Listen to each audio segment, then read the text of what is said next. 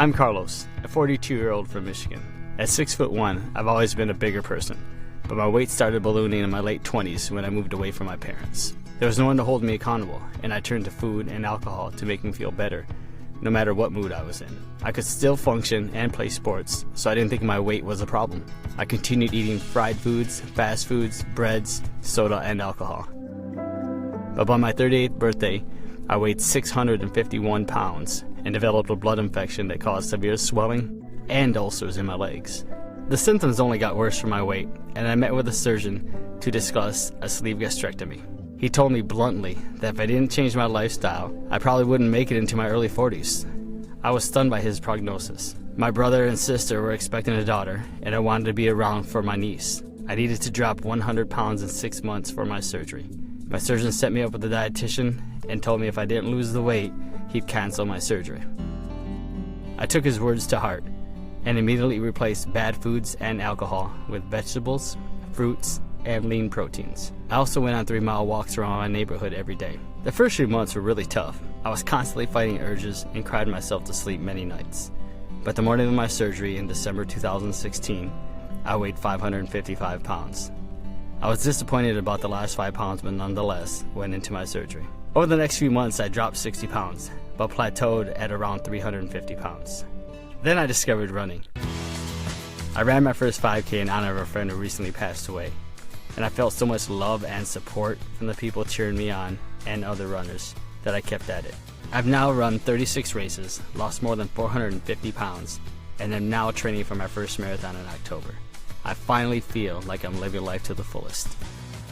And now let's meet him and see his transformation. Carlos, come on out. Wow. Wow.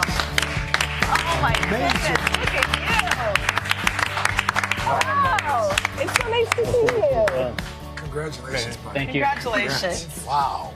We're celebrating you Mike, today. you friend. look We great. are. How do you feel? I feel wonderful. Feel absolutely wonderful. You know, we were, listening to that story before we went to commercial break. You weighed 651 pounds at your heaviest. Yes. And how do you feel now? I feel like a new person, really. I have been blessed with a second chance, another opportunity. Is that the way it feels, like you've been blessed with a second chance? Yes, and I realize that not everybody has the chance, has that second opportunity to do it, and that's really what it feels like to me. You know, a chance to do things the right way this time. Now, I had a gastric bypass, and you have to, it's a journey to come to that point to make that radical decision. Yes. What was it for you? What was the turning point for you that said, this is what I have to do? The turning point was just the health issues that kept mounting that I was having. I knew that I wasn't getting any better. My legs were my biggest point. And then it came to the point where, my sister and brother-in-law were expecting, and life started to, kick in and say I needed to be around for a long time because I was going to be an uncle.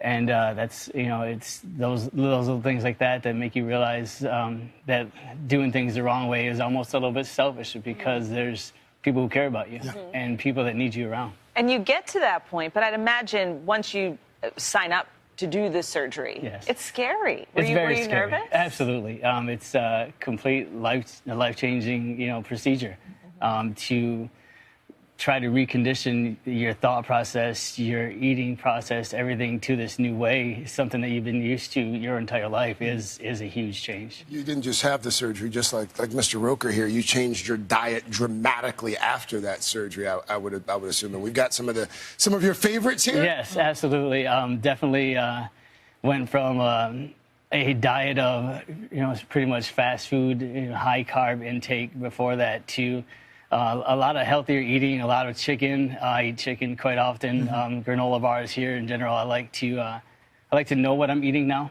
rather stay away from the processed foods as much as possible.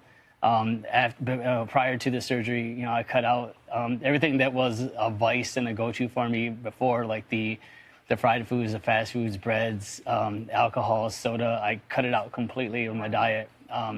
And that's what helped me lose, the 100 pounds prior to my surgery. Do you miss it at all, or is this a whole new lifestyle? I did at first, and because they were go-tos for me, they were my constants. But as the time has passed, it's I began to realize that I don't really need them. You know, I can still do without them. And now you start losing the weight, and you find this passion for running. Yes. You know, was that kind of your outlet?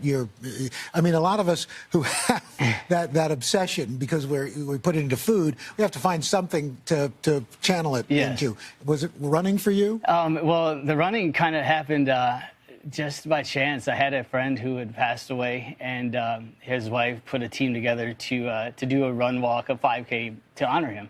So it was like, you know, it's a great idea. It's, you know, coinciding right after the surgery. So I've never done one before. Let's give it a shot. So I did it and ended up walking the 3 miles and finished in about an hour and a half. And you finished. I finished, and she was there waiting for me at the finish line, and it was just the atmosphere of the pre-race and the post-race. Everybody was just so supportive that it really made me want to just continue to do them. So I went, you know, from walking them to running them, and now, you know, about 37 races later, you know, I've done 37 and the medals to prove it. 37 races later, I've done 3 half marathons, and I'm training for my first full marathon this coming October. Sitting next to you, you know, there are a lot of people when they lose weight, they throw everything away. They don't want to look at any old pants. They don't want to look at any old clothes. But you've kept a pair of jeans sitting next to you.